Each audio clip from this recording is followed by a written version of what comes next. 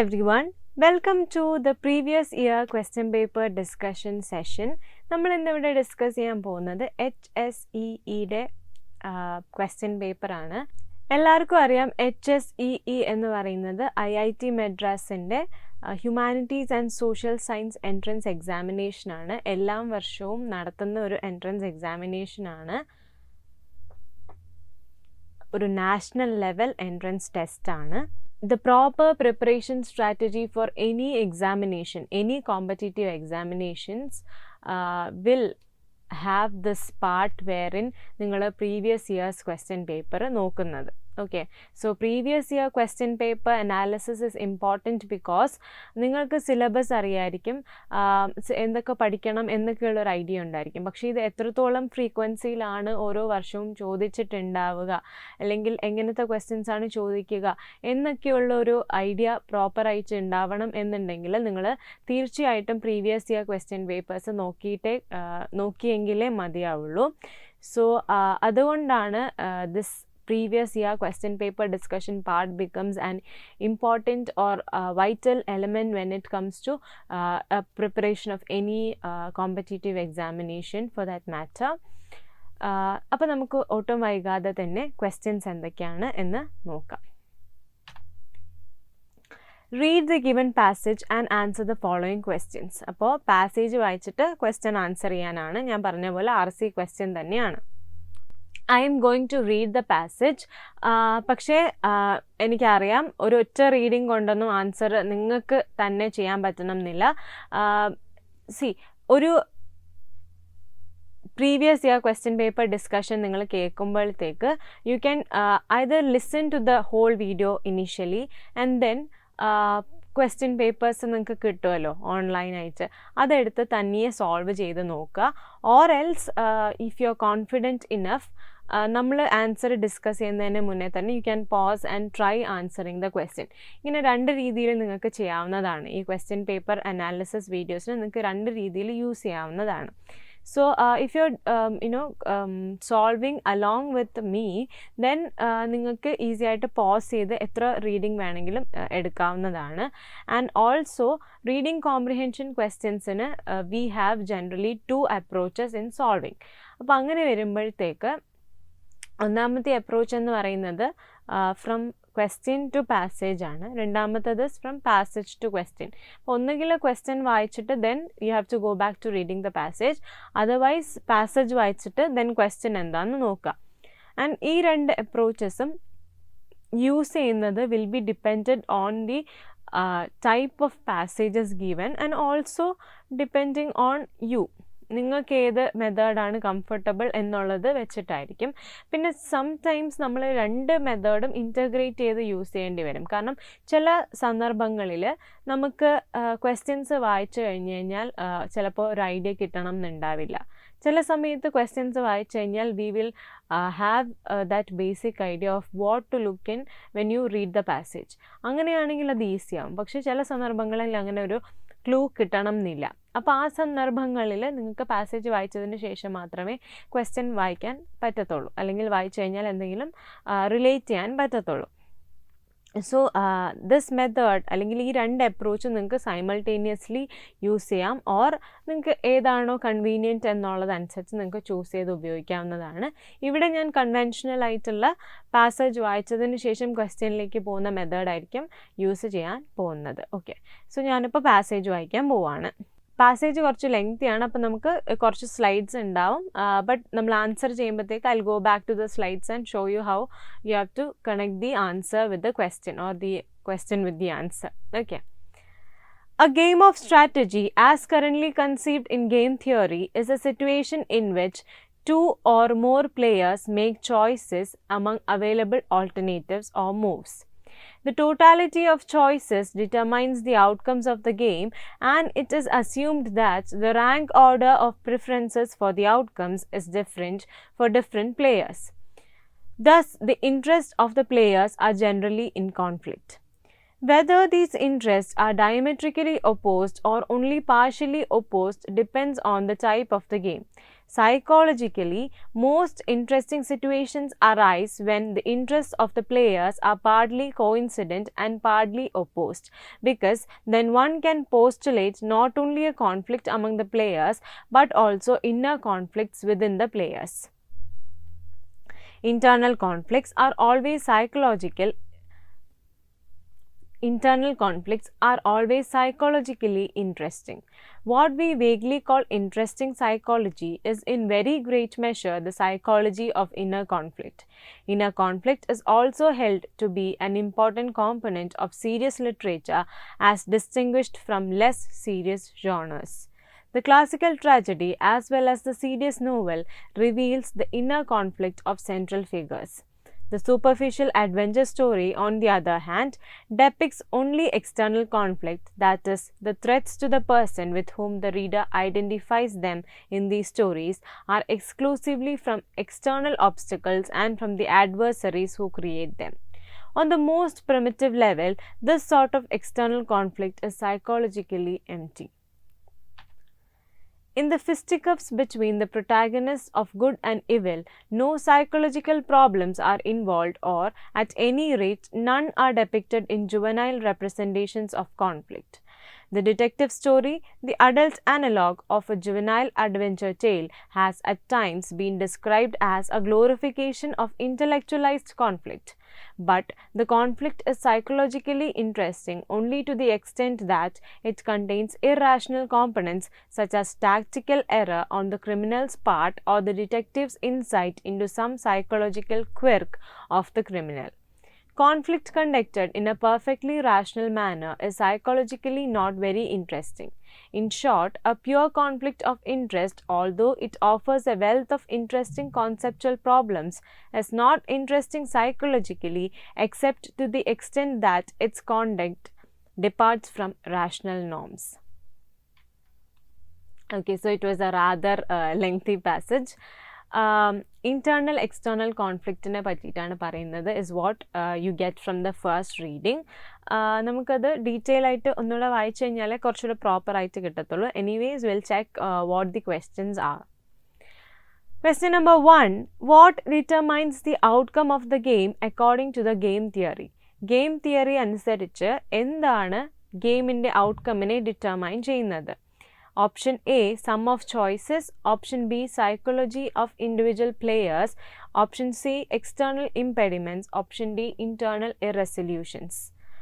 So, obviously we have to go back to the passage and check the answer or check for the answer. നമുക്കൊന്ന് നോക്കാം. ഇതിനെപ്പറ്റി പറയുന്നത് first പാരഗ്രാഫിലാണ്. നോക്കിയേ, the totality of choices determines the outcomes of the game. കണ്ടോ? The totality of choices determines the outcomes of the game. This is the answer. We have that in the option, sum of choices. Totality of choices or the sum of choices. So, this is the answer. Kando, simple reading il kittavunade ullu. Okay. Now, we'll move on to the next question. Question number 2. When is the situation most interesting psychologically according to game theory? എപ്പോഴാണ് psychologically interesting ആയിട്ടുള്ള situation വരുന്നത് according to game theory? Option A, the sparring between good and evil.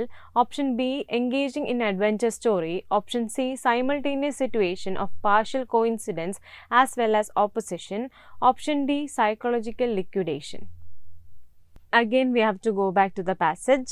Psychologically, most interesting situations arise when the interests of the players are partly coincident and partly opposed, because then one can postulate not only a conflict among the players but also the inner conflicts within the players. So, eppozhano the interest of the players are partly coincident and partly opposed, appoഴാണ് psychologically interesting situations വരുന്നത്. നമുക്ക് options നോക്കിയാലോ. Sparring between good and evil, no. Engaging in adventure story, no. Simultaneous situation of partial coincidence as well as opposition, yes. Psychological liquidation. Option C is the answer. So, option C is the answer. You can find that in ഒരു രണ്ടാമത്തെ റീഡിങ്ങിലൊക്കെ നിങ്ങൾക്ക് answer കണ്ടുപിടിക്കാൻ പറ്റുന്നതേ ഉള്ളൂ. Easy ആയിട്ട് കണ്ടുപിടിക്കാൻ പറ്റുന്നൊരു passage തന്നെയാണ്. നമുക്ക് അടുത്ത ക്വസ്റ്റ്യൻ നോക്കാം. Question number 3. What genres of literature reveal inner conflict according to game theory? Very simple question. First reading la thanne enikku ormayunde. Endu genres of literature aanu inner conflict reveal cheyyunnathu? Option A, modern tragedy and adventure story. Option B, classical tragedy and serious novel. Option C, psychological drama and conflict literature. Option D, detective story and juvenile adventure. See, the classical tragedy as well as the serious novel reveals the inner conflict of central figures. There lies our answer. So, classical tragedy and serious novel. We have classical tragedy and serious novel. It's option B. Yes. So, option B is the answer. Kando, simple reading la kandupidikavunna answers e ullu. Okay. Now, moving on to the next question. What subgenre in literature exemplifies cerebral confusion? എന്താണ് cerebral confusion exemplify ചെയ്യുന്ന subgenre in literature? Option A, adult literature. Option B, adventure tale. Option C, adolescent literature. Option D, detective story. നമുക്ക് നോക്കാലോ. നമ്മളിവിടെ നോക്കുവാണെങ്കിൽ you can see that adventure story external conflict മാത്രമേ കാണിക്കത്തുള്ളൂ, psychologically empty ആണെന്ന് പറയുന്നുണ്ട്. Then the detective story, the adult analog of a juvenile adventure tale, has at times been a glorification of intellectualized conflict, but the conflict is psychologically interesting only to the extent that it contains irrational components or such as tactical error on the criminal's part or the detective's insight into some psychological quirk of the criminal. Conflict conducted in a perfectly rational manner is psychologically not very interesting, offers a wealth of conceptual. Okay. Extend to that, it departs from rational norms. Adult adventure tale alla because it has only external conflict. Then adult literature adolescent literature ne pattittu parayunnilla, so you can say that it is detective story. In detail detective story ne patti kore കാര്യങ്ങൾ പറയുന്നുണ്ട്, something which goes above our head അല്ലേ, rational norms അങ്ങനെ കുറേ കാര്യങ്ങൾ അവിടെ discuss ചെയ്യുന്നുണ്ട്.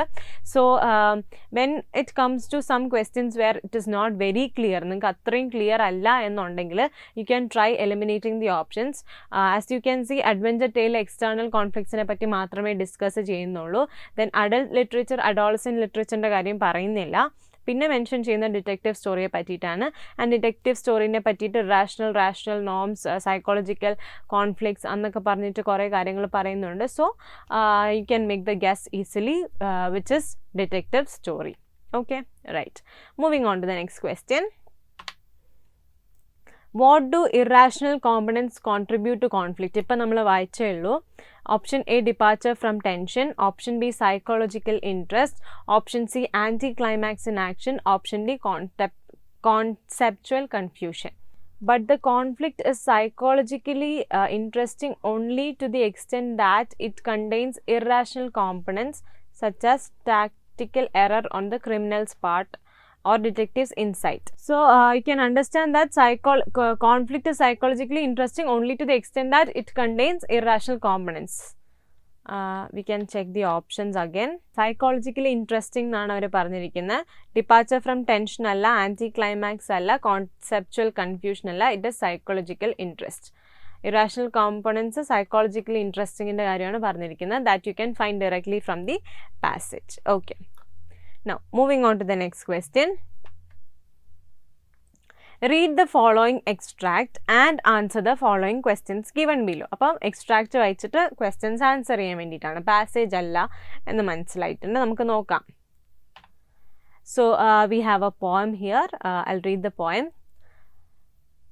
The winter evening settles down with smell of stakes in passageways. 6 o'clock. The burnt-out ends of smoky days. And now a gusty shower wraps the grimy scraps of withered leaves about your feet. And newspapers from vacant lot the showers beat on broken blinds and chimney pots, and at the corner of the street a lonely cab horse steams and stamps, and then the lighting of the lamps. So that was the poem. Now I'll read the poem again കാരണം ഇതിൻ്റെ ടോണൊക്കെ ചോദിക്കുന്നുണ്ടാവും. The winter evening settles down with smell of steaks in passageways. 6 o'clock. The burnt out ends of smoky days.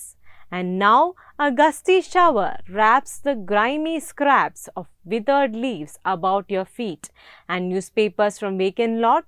The showers beat on broken blinds and chimney pots and at the corner of the street. A lonely cab horse steams and stamps and then the lighting of the lamps. അപ്പോൾ ഒരു ഈവനിങ്ങിൻ്റെ ഡിസ്ക്രിപ്ഷനാണ് കൊടുത്തിരിക്കുന്നത് about ഒരു സ്ട്രീറ്റിനെ പറ്റിയിട്ടാണ് പറഞ്ഞിരിക്കുന്നത്, അവിടുത്തെ കാര്യങ്ങളാണ് പറഞ്ഞിരിക്കുന്നത്. It's കുറേയൊക്കെ ക്ലിയർ ആവുന്ന, പെട്ടെന്ന് ക്ലിയർ ആവുന്ന ഒരു ടൈപ്പ് ഓഫ് പോമാണ്. നമുക്ക് ക്വസ്റ്റ്യൻസ് നോക്കാം. What kind of mood is depicted in the extract above? എന്ത് മൂഡാണെന്നാണ് ചോദിച്ചിരിക്കുന്നത്. Derogatory option A, option B celebratory, option C carnivalesque, option D gloomy. ഇതിനകത്ത് നിങ്ങൾക്ക് ഉടനെ തന്നെ എലിമിനേറ്റ് ചെയ്യാവുന്ന ഓപ്ഷനാണ് celebratory. It's not a kind of celebratory thing എന്ന് തോന്നുന്നു.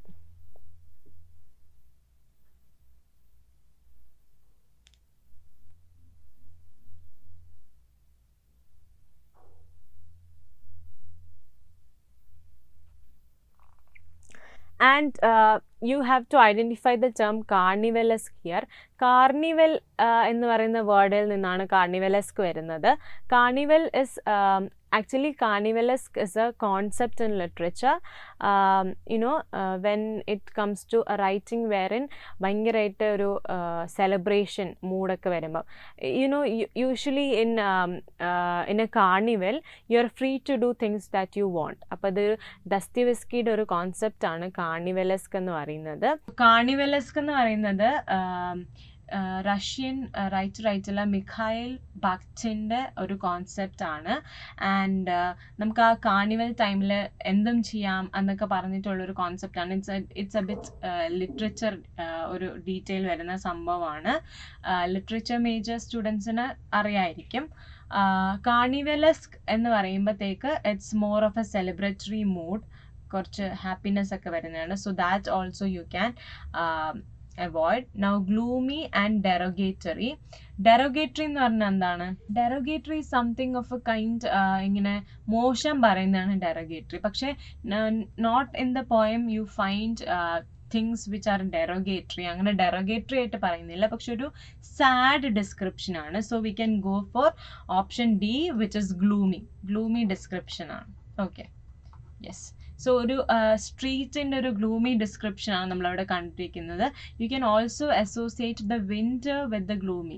കാരണം നോർമലി സീസൺസിൽ winter is considered to be the last, അല്ലെങ്കിൽ എപ്പോഴും winter is referring to old age, ഭയങ്കര സാഡ്നെസ്, അങ്ങനെ ഒരു കോൾഡ് നേച്ചർ എന്നാണ് പറയുന്നത്. So that also you can associate and find out the answer which is gloomy. Okay, now for your knowledge, it is T.S. Eliot's poem. അതിനകത്ത് ഒരു pessimistic view, ഒരു negative view of the society and the street ഒക്കെയാണ് കാണാൻ പറ്റുന്നത് നമുക്ക്. Question number 7. What is the figure of speech used in The Burnt Out Ends of Smoky Days? The Burnt Out Ends of Smoky Days എന്ന് പറയുന്ന ഫ്രേസിൽ എന്ത് figure of speech ആണ് use ചെയ്തിരിക്കുന്നത്? Option A metaphysical വിറ്റ്, option B conceit, option C dead metaphor, option D metonymy. For literature students and obviously the MA entrance ആയതുകൊണ്ട് you might know metaphysical wit is used by metaphysical poets. T.S. Eliot is clearly not a metaphysical poet, and നിങ്ങൾക്കത് poem വായിക്കുമ്പോൾ തന്നെ if you are familiar with the metaphysical poems and the other poems from T.S. Eliot's time, that 20th century time, you'll identify the difference. So metaphysical wit can be clearly eliminated. And also conceit എന്ന് പറയുമ്പോൾ ഭയങ്കര ഒരു unlikely തിങ്സിൻ്റെ comparison ആണ് വരുന്നത്, which is also a characteristic of ഒരു major characteristics of metaphysical poetry. അപ്പം നമുക്ക് അതും റൂൾ ഔട്ട് ചെയ്യാം. മെറ്റോണിമി എന്ന് പറയുന്ന ഒരു part representation for a whole എന്ന് പറയുന്നതാണ് synecdoche metonymy. That also you might be familiar with. For example നമ്മൾ ഒരു കാര്യം പറയാൻ വേണ്ടിയിട്ട് അതിൻ്റെ ഒരു റെപ്രസെൻറ്റേഷൻ യൂസ് ചെയ്യുന്ന ഒരു പാർട്ട് പറയുന്നതാണ്. ഫോർ എക്സാമ്പിൾ ഇപ്പോൾ നമ്മൾ അമേരിക്കൻ ടെക്നോളജിക്കൽ ഇൻഡസ്ട്രീനെ നമ്മൾ സിലിക്കൺ വാലി എന്ന് റെപ്രസെൻറ്റ് ചെയ്യുന്നത്, അങ്ങനെയൊക്കെ പറയുന്നത്. ഇപ്പോൾ കിങ്ങിനെ ദ ക്രൗൺ എന്ന് റെപ്രസെൻറ്റ് ചെയ്യുന്നത്. So that is metonymy. That is also not what is happening here. The burnt out ends of smoky days എന്നാണ് പറഞ്ഞിരിക്കുന്നത്. Burnt out ends of smoky days എന്നാണ് പറഞ്ഞിരിക്കുന്നത്. അപ്പം എന്താണ്, the days ends are like the cigarette smoke ചെയ്തിട്ട് നമ്മൾ വരുന്ന ആ സ്റ്റഡ്സ് ഉണ്ടല്ലോ ബാക്കി വരുന്നത്, അതുപോലാണ് ഡേയ്സ് എന്നാണ് പറഞ്ഞിരിക്കുന്നത്, വിച്ച് ഇസ് ഡെഡ്. അതുകൊണ്ട് തന്നെ ഇതൊരു കമ്പാരിസൺ ആണ്, which is a dead metaphor. Metaphor അറിയാലോ നിങ്ങൾക്ക്, കമ്പാരിസൺ ആണ് മെറ്റഫർ എന്ന് പറയുന്നത്. സോ ഹിയർ ഒരു ഡെഡ് എലമെന്റുമായിട്ട് കമ്പയർ ചെയ്തിരിക്കുന്നുണ്ട്. സോ ഇവിടെ the burnt out ends of smoky days എന്ന് പറയുന്ന ഒരു ഡെഡ് മെറ്റഫർ ആണ്. ഡെഡ് മെറ്റഫറിനെ നമ്മൾ ഫ്രോസൺ മെറ്റഫർ എന്നും പറയാറുണ്ട്, വിച്ച് മീൻസ് ദാറ്റ് ഇതൊരു കമ്പാരിസൺ ആണ്. പക്ഷേ ആ comparison which does not excite the readers. ഭയങ്കരമായിട്ട് നമുക്കൊരു എക്സൈറ്റ്മെൻറ്റ് തരാത്തൊരു പിന്നെ സർപ്രൈസിങ് അല്ലാത്തൊരു ഗ്ലൂമി കമ്പാരിസൺ ആണ്. ഒരു ആക്ച്വൽ മെറ്റഫറിൻ്റെ ഫങ്ഷൻ പോലും ചിലപ്പോൾ മറന്നു പോകുന്ന രീതിയിലുള്ള ഒരു കമ്പാരിസൺ ആണ് ഡെഡ് മെറ്റഫർ എന്ന് പറയുന്നത്. So now dead metaphor is the answer for this question. Okay. Question number 8. What does the clock time in the passage indicate symbolically? 6 o'clock എന്നാണ് പറഞ്ഞിരിക്കുന്നത്. അപ്പോൾ 6 o'clockൻ്റെ സിംബോളിക് ഇമ്പോർട്ടൻസ് എന്താണ്? A. Twilight, B. Punctuality, C. Exhaustion, D. Productivity. So, Eliot ഇതിനകത്ത് T.S. Eliot is a writer who wrote about the modernist poet ആണ് T.S. Eliot. അപ്പോൾ modernist ആയിട്ടുള്ള features വരുന്നതാണ്. And at that point of time everything was mechanical, ഭയങ്കരമായിട്ട് supported or ഒരു industrialisation, അങ്ങനത്തെ ഒരു age ആണ് ആ സമയം. അപ്പോൾ he is actually having a pessimistic view of the society. അതുപോലെ തന്നെ എങ്ങനെയാണ് നമ്മുടെ മോഡേൺ കാര്യങ്ങൾ മനുഷ്യനെ കൺട്രോൾ ചെയ്യുന്നത് എന്നുള്ള ഒരു സംഭവമുണ്ട്.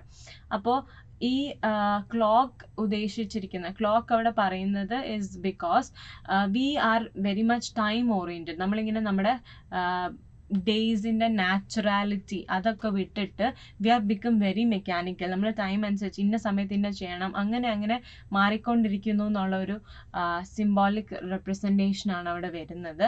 സോ അത് ടൈം പഞ്ച്വാലിറ്റീനെയാണ് അവിടെ കാണിക്കുന്നത്. സോ ഇന്ന ടൈമിൽ ഇന്നത്, ഇന്ന ടൈമിൽ അത് ചെയ്യണം എന്നൊക്കെയുള്ള രീതിയിൽ കാണിക്കുന്ന അതാണ് ഇവിടെ ക്ലോക്ക് ടൈം കാണിക്കുന്നത്. സോ ആ സൊസൈറ്റിയുടെ മെക്കാനിക്കൽ നേച്ചർ ആൻഡ് പഞ്ച്വാലിറ്റി ആണ് അവിടെ ഉദ്ദേശിച്ചിരിക്കുന്നത്. So option B is the answer, punctuality. Okay. Now, moving on to the next question. What does the lonely cab horse indicate symbolically? എന്താണ് lonely cab horse indicate ചെയ്യുന്നത്? Option A, alienation and immobility. Option B, vigor and velocity. Option C, strength and superiority. Option D, beauty and symmetry. Options നോക്കുമ്പോൾ തന്നെ നിങ്ങൾക്ക് മനസ്സിലാവും answer എന്താണ്. It's not at all vigor and velocity. കാരണം it's a gloomy poem wherein ആ ഒരു pessimistic view ആണ് വരുന്നത്. Strength and superiority അല്ല, beauty and symmetry അല്ല. It's alienation and immobility. ഒരു ഐസൊലേഷൻ, alienation ആണ് കാണിക്കുന്നത്. It's alienation and immobility. That is the answer. It's actually an easy pick from the given options. Okay.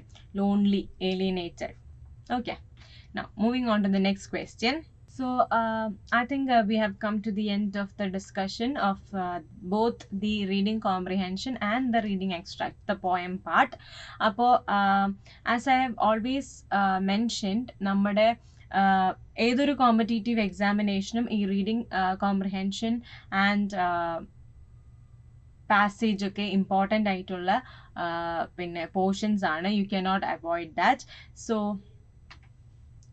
I hope you have understood നമ്മുടെ എക്സാംസിന് വരുന്ന ക്വസ്റ്റ്യൻ്റെ ഒരു rough pattern എന്ന് പറയുന്നത്. ആൻഡ് റിമെമ്പർ നമ്മളിന്ന് ഡിസ്കസ് ചെയ്തത് humanities and social science entrance എക്സാമിനേഷൻ്റെ 2021 ക്വസ്റ്റ്യൻ പേപ്പർ ആണ്. അതിൽ റീഡിംഗ് കോംപ്രിഹെൻഷൻ്റെ 2 ക്വസ്റ്റ്യൻസ് ആണ് നമ്മളിന്ന് ഡിസ്കസ് ചെയ്തിട്ടുണ്ടായിരുന്നത്. ഓൾസോ ഇതുപോലുള്ള +2 കഴിഞ്ഞിട്ട് ഇതുപോലുള്ള കോമ്പറ്റീറ്റീവ് എക്സാമിനേഷൻസിന് പ്രിപ്പയർ ചെയ്യുന്ന എല്ലാവർക്കും നമ്മുടെ പ്രെപ്വൈസുമായിട്ട് കോണ്ടാക്ട് ചെയ്തിട്ട് കോച്ചിങ് അസിസ്റ്റൻസ് നേടാവുന്നതാണ്. ഡിസ്ക്രിപ്ഷൻ ബോക്സിൽ നമ്മുടെ ഡീറ്റെയിൽസും കാര്യങ്ങളും കൊടുത്തിട്ടുണ്ട്, നമ്പറും കൊടുത്തിട്ടുണ്ട്. You can connect to them. To study in a prestigious institution is a dream of each and every one. So other നേടാൻ വേണ്ടിയിട്ട് you can always join Prepwise and we are ready to help you. ഇന്നത്തെ വീഡിയോയിലുള്ള questions നിങ്ങൾക്ക് മനസ്സിലായെന്ന് ഞാൻ വിശ്വസിക്കുന്നു. We'll continue with the question paper discussion. Stay tuned for the next video and I'll meet you there again. Thank you.